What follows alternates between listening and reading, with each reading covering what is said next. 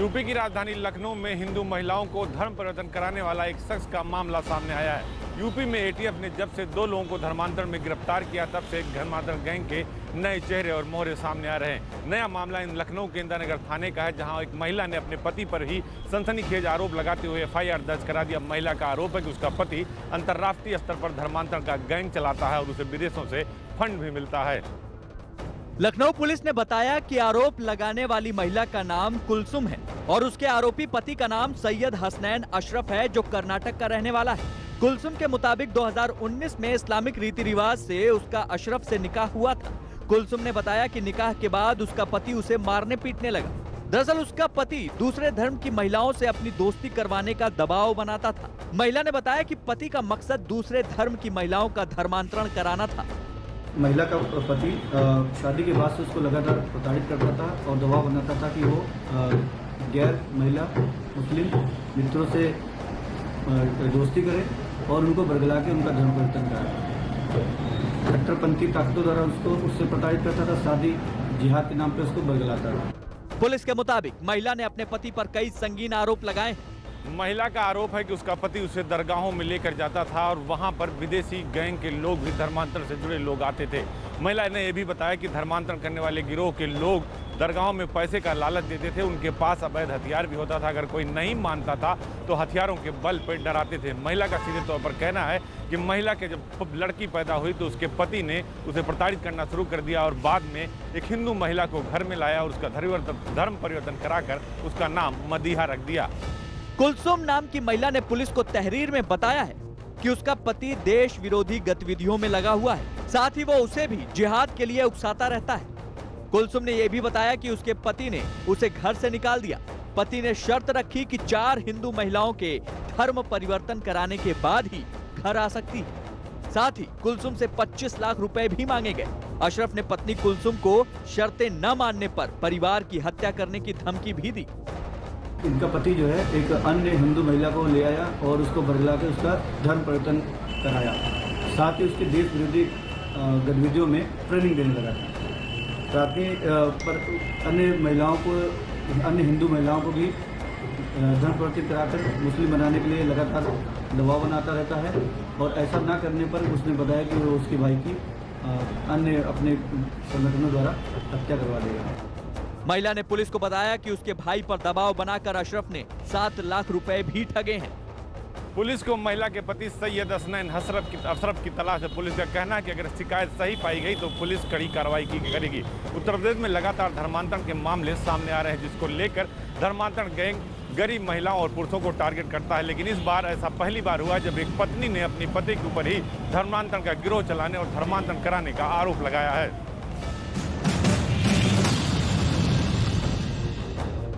TV देखते देखते दिल्ली में एक बहुत बड़ी घटना हो गई। दिल्ली के उत्तम नगर में एक परिवार के बच्चे अपने घर के अंदर टीवी देख रहे थे, तभी कुछ घर में ऐसी घटना हुई जिसने सबको सन्न कर रख दिया।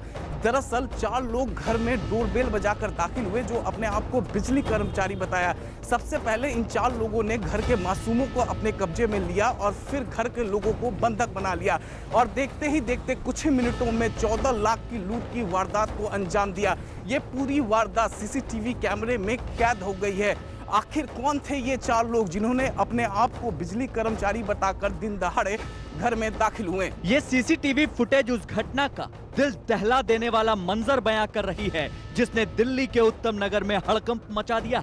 यहाँ एक घर में 4 लोग बिजली कर्मचारी बनकर एक घर की घंटी बजाते हैं। महिला ने दरवाजा खोला तो खुद को बिजली कर्मचारी बताने वाला एक शख्स पिस्तौल निकालकर महिला को धमकाते हुए जबरन अंदर घुस आया। उसके पीछे एक और आदमी आया जो हाथ में चाकू लहरा रहा था। महिला और कमरे में मौजूद उसके बच्चे बुरी तरह डर गए। बदमाशों से बचने के लिए महिला कमरे में जाने की कोशिश करने लगी, लेकिन पिस्तौल वाले बदमाश ने उसे जान से मारने की धमकी देते हुए एक सोफे पर बैठा दिया। दूसरे बदमाश ने हेलमेट पहन रखा था। उसने महिला के पास मौजूद लड़के का हाथ पकड़कर उसे उठाया और टेप से उसका हाथ पैर बांधना शुरू कर दिया।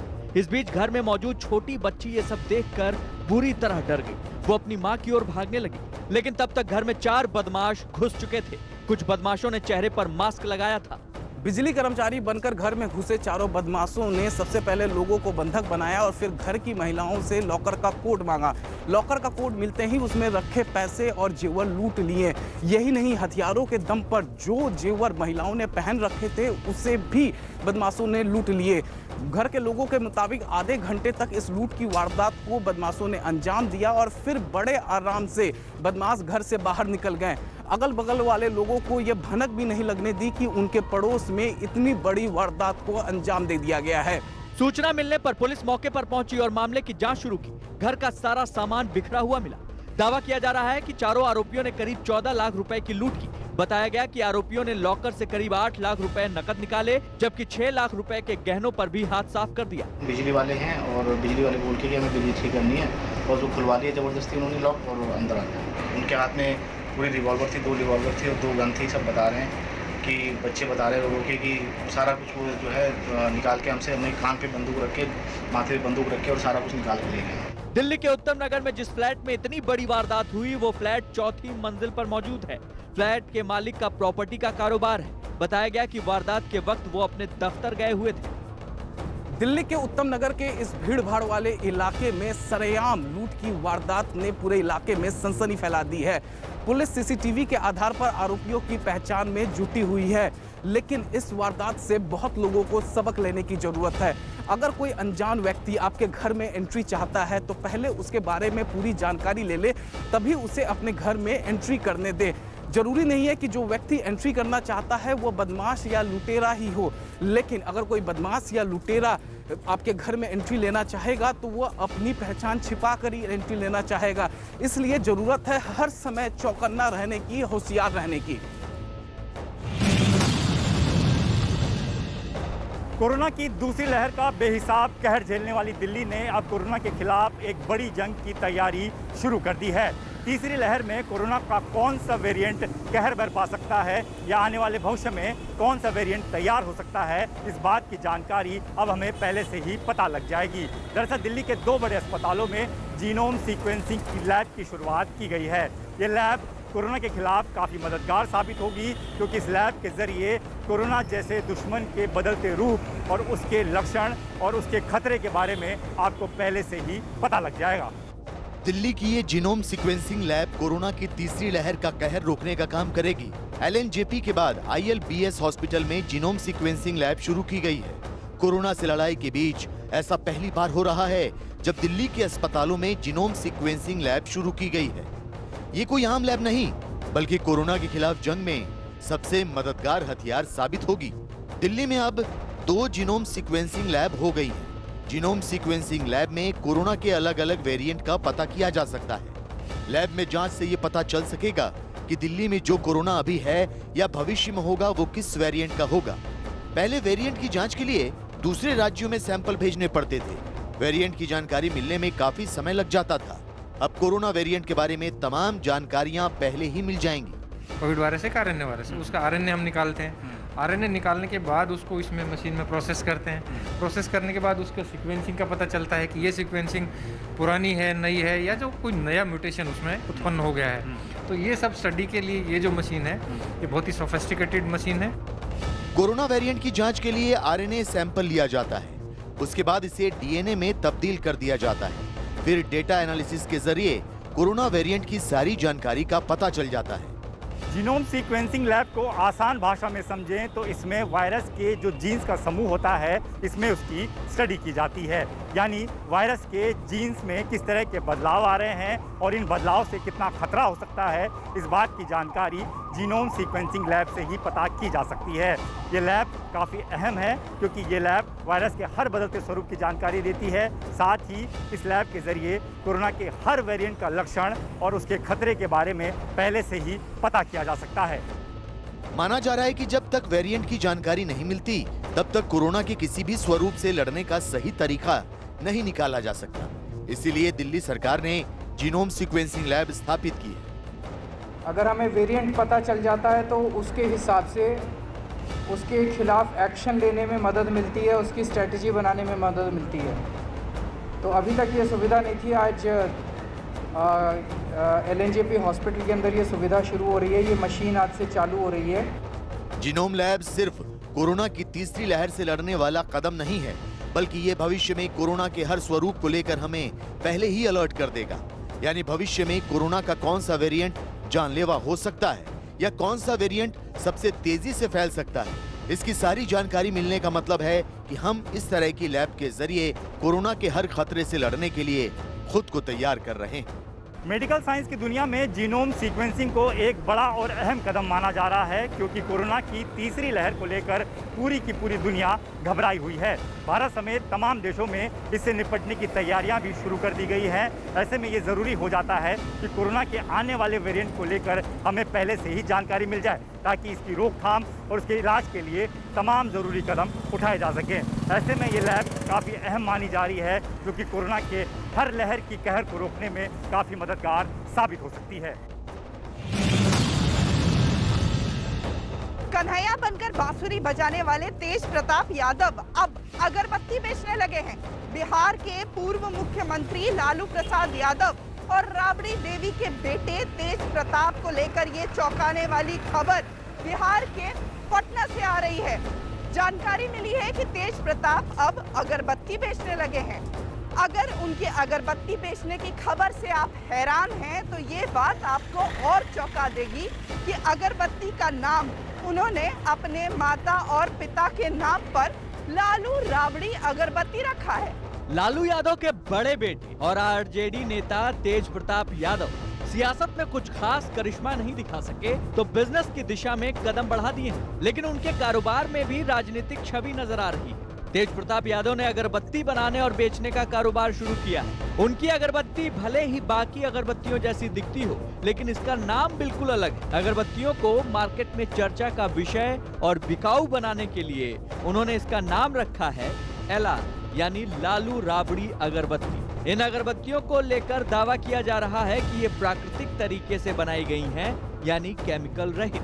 केमिकल फ्री अगरबत्ती है, इसमें किसी भी तरीके का कोई केमिकल नहीं है। और जो जनरल अगरबत्ती आप जो दुकान वगैरह में जो आता है वो सब अगरबत्ती आप इस्तेमाल कीजिएगा तो आंखों में दर्द होता है, आंख में जलन हो जाता है। तेज प्रताप यादव अपने पूजा पाठ करने के तरीकों को लेकर कई बार चर्चा में रह चुके हैं। कभी वो सर पर मोर मुकुट लगा करके बांसुरी बजाते हुए भगवान श्री कृष्ण का स्वरूप ले लेते हैं, तो कभी माथे पर त्रिपुंडी चंदन लगाकर रुद्राक्ष पहनकर खुद को भोलेनाथ का भक्त बताते हैं। बहरहाल तेजस्वी को राजनीति का अर्जुन और स्वयं को कृष्ण बताने वाले तेज प्रताप का नया जो कारोबार है वो भी पूजा पाठ की चीज को लेकर ही है। दावा ये है कि ये अगरबत्ती लालू प्रसाद यादव के गौशाला में तैयार की जाती है और इन अगरबत्तियों के नाम भी बहुत ही दिलचस्प हैं। दावा किया गया कि तेज प्रताप यादव ने अपनी अगरबत्तियों के नामों पर भी काफी मेहनत की है। उन्होंने हर अगरबत्ती का नाम कृष्ण से जुड़ा हुआ रखा है, जैसे कृष्ण लीला अगरबत्ती, बरसाना, सेवा कुंज, विष्णुप्रिया और निधिवन। वैसे तेज प्रताप यादव का अंदाज हमेशा ही हैरान करता है। जैसे जैसे लोग का यहाँ पे डिमांड आया कि हमको ये चाहिए, हमको वो चाहिए, तो उनके डिमांड के हिसाब से भी हमने हर एक चीज को करने का, ये एक तरीके का रोजगार है। तेज प्रताप दावा करते हैं कि वो अपने पिता के अंदाज को विरासत के तौर पर आगे ले जाना चाहते हैं। यही वजह है कि बोलने के अंदाज से लेकर कुछ हटकर करने की उनकी कोशिश अक्सर दिखाई दे जाती है। तेज प्रताप यादव ने लालू प्रसाद यादव और राबड़ी देवी का नाम लेकर अपनी अगरबत्तियों की ब्रांडिंग भले ही कर ली हो, लेकिन वो इसे लेकर के विरोधियों के निशाने पर आ गए हैं। विरोधियों का ये कहना है कि तेज प्रताप राजनीति में नहीं चल सके और इसके कारण अब वो अगरबत्तियों का कारोबार कर रहे हैं। वहीं तेज प्रताप यादव का ये कहना है कि उन्हें इन चीजों से कोई फर्क नहीं पड़ता, राजनीति और विरोध के वो ऊपर आ चुके हैं और अब जो भी उन्हें पसंद आता है वही करते हैं। कोरोना की पहली और दूसरी लहर ने न सिर्फ बच्चों का बचपन छीनकर उन्हें घरों में कैद कर दिया, बल्कि उन्हें स्कूलों से भी दूर कर दिया। हालांकि देश के ज़्यादातर जगहों पर इस दौरान बच्चे ऑनलाइन पढ़ाई करते रहे, लेकिन कई हिस्से ऐसे भी हैं जहां पर नेटवर्क की समस्या ने बच्चों की पढ़ाई पर ही ब्रेक लगा दिया। ऐसे में राजस्थान के रेगिस्तानी इलाके में कुछ साहसी शिक्षकों ने घर घर जाकर पढ़ाने का अभियान शुरू किया। शिक्षकों के इस अभियान में रेगिस्तान का जहाज ऊंट शिक्षा का दूत बनकर उभरा है। थार के रेगिस्तान में दूर दूर तक फैले रेत के समंदर में शान से चलते ये वही शिक्षा के दूत ऊंट हैं जो सजे धजे नजर आ रहे हैं। और तपती जलती गर्मी में रेगिस्तान में ऊंट पर सवार ये वो साहसी शिक्षक हैं जो अपने छात्रों के घर घर जाकर उन्हें शिक्षा की छांव देने के विशेष अभियान पर निकले हैं। चिलचिलाती धूप में करीब 10 से 12 किलोमीटर का फासला तय करके ये शिक्षक 100 बच्चों को उनके गांव जाकर पढ़ा रहे हैं। इन शिक्षकों ने इस अभियान का नाम आओ घर से सीखें दिया है। इस अभियान से जुड़े प्रिंसिपल शिक्षकों के साहस से गदगद नजर आए। आओ घर से सीखें अभियान के तहत जो धोरों में दूर दूर बसे हुए स्टूडेंट्स हैं, बच्चे हैं, उनको हमारी शिक्षकों की टीम के द्वारा घर घर जाकर ऊँटों पर उनको पढ़ाया जा रहा है। बहुत ही सराहनीय पहल है। ग्रामीण इलाकों में कोरोना का सबसे ज़्यादा असर बच्चों की पढ़ाई पर हुआ है। ऐसे में राजस्थान सरकार ने 21 जून से ऑनलाइन शिक्षा के लिए स्माइल 3 प्रोजेक्ट शुरू किया है, लेकिन राजस्थान के रेगिस्तानी इलाकों में कमज़ोर मोबाइल नेटवर्क इसके आड़े आ गया है। ऐसे में ऑनलाइन शिक्षा के सामने आई इस चुनौती से निपटने के लिए स्कूल के कुछ शिक्षक ही आगे आए हैं। फिर तो थार के रेगिस्तान में ऊंट पर सवार होकर चल निकला शिक्षा देने का कारवां। इन शिक्षकों की निष्ठा से गांव के लोग खुश हैं और जैसे ही शिक्षक किसी गांव में पहुंचते हैं, गांव वालों से लेकर सरपंच तक उनकी अगवानी के लिए पहुंच जाते हैं। शिक्षकों की लगन को देखकर ऊंट से रोजी रोटी चलाने वाले मुफ्त में सेवा देते दिखे। हमारे यहाँ तो नेटवर्क की कमी है और दौरा में डाणी है, लेकिन मैं गुरुजी के साथ जानता हूँ सुबह और ऊँट पे लेके गुरुजी को और पढ़ाने के लिए बच्चों को मेरी सेवा। लेकिन धन्यवाद गुरुजी का। 1 साल से ज्यादा वक्त बीतने के बावजूद स्कूल नहीं जा पाने का मलाल बच्चों को भी है। इसलिए शिक्षकों की दूर से झलक मिलते ही बच्चे पेड़ की छांव में पढ़ाई के लिए जमा हो जाते हैं। खुले आसमान के नीचे ही स्कूल सज जाता है। घर के पास ही स्कूल और पढ़ाई शुरू हो जाने से बच्चों को मानो नई जिंदगी मिल गई है। हमारी डाणिया दौरा में इसलिए नेटवर्क नहीं पकड़ता, इसलिए गुरुजी ऊंट पर सवार होके आते हैं, हमको पढ़ाते हैं। रेगिस्तानी इलाके में ऊंट सबसे ज्यादा काम का साबित होता है। बीएसएफ के जवान ऊंट पर सवार होकर ही सरहद की निगरानी रखते हैं।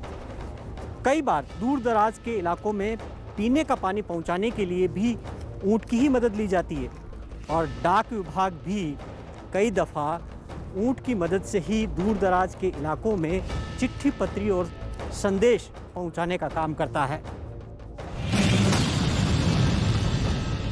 किसी की मौत के बाद भी अब अपनों का साथ नहीं छूटेगा। वैज्ञानिकों ने एक ऐसी मशीन तैयार कर ली है जिससे ये मुमकिन हो पाएगा और इस मशीन को अमर बनाने वाली मशीन कहा जाने लगा है। हालांकि अभी ये बातें आपको फिल्मी और कोरी कल्पना लगेगी, लेकिन मशीन बन जाने के बाद ये काफी हद तक संभव हो पाएगा। अमर बनाने वाली इस मशीन के अस्तित्व में आने से इंसान को जिंदगी के सबसे बड़े दुख को उस उम्मीद के साथ झेलने की ताकत मिलेगी। अपनों की मौत के सदमे को झेलना दुनिया का सबसे कठिन काम माना जाता है। लंबे वक्त से वैज्ञानिक इसका तोड़ ढूंढने की कोशिश कर रहे थे। आर्टिफिशियल इंटेलिजेंस वाले रोबोट्स के निर्माण के बाद वैज्ञानिकों ने इस पर काम किया तो अमर बनाने वाली मशीन तैयार हो गई। इस खास मशीन की खासियत ये है कि ये मौत के बाद भी अपनों से बात करने की सहूलियत देती है। इससे पहले किस्से कहानियों में, सीरियल्स में, फिल्मों में आपने आत्माओं के साथ बातचीत के प्रसंग देखे होंगे। कई बार वास्तविक जीवन में भी ये दावे हुए जो बाद में गलत साबित हुई, लेकिन वैज्ञानिकों ने इस कल्पना को सच कर दिया है और ऐसे में लगता है कि मौत के बाद भी अपनों का साथ न छूटना मुमकिन है। दरअसल वैज्ञानिकों ने काफी रिसर्च के बाद इंसान का वर्चुअल व्यक्तित्व तैयार करने की तकनीक बना ली। इसमें जिंदा रहते उस इंसान की हर बात मशीन में कैद हो जाएगी और उस शख्स के नहीं रहने पर ये उसी की तरह व्यवहार करेगी। नमस्ते, मुझे इस कार्यक्रम में आमंत्रित करने के लिए धन्यवाद। मैं बहुत उत्साहित हूँ कि मैं आज यहाँ उपस्थित हूँ।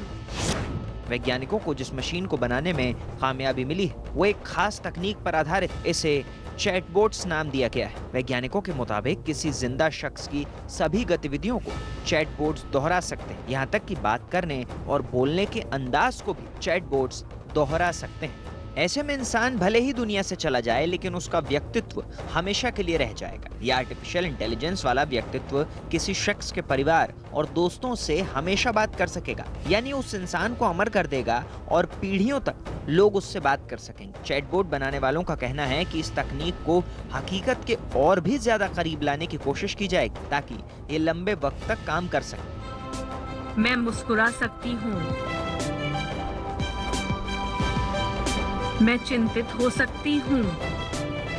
चैटबॉट्स का कॉन्सेप्ट पर्सनलाइज्ड रोबोट का ही विकसित रूप है। इस वक्त भी दुनिया में आर्टिफिशियल इंटेलिजेंस वाले रोबोट्स बिक रहे हैं। इन रोबोट्स के जरिए लोग अपनी जिंदगी की तमाम कहानियां रिकॉर्ड करके रख सकते हैं, ताकि इंसान इस दुनिया में ना भी रहे तो भी उनके सवालों के जवाब दे सके। कैलिफोर्निया की कंपनी रेप्लिका ऐसे रोबोट भी बेचती है जो आपके साथ रहकर आपकी नकल करना सीखते हैं। 6 महीने पहले माइक्रोसॉफ्ट ने बात करने वाले चैटबॉट बनाने के प्लान को लेकर पेटेंट फाइल किया था।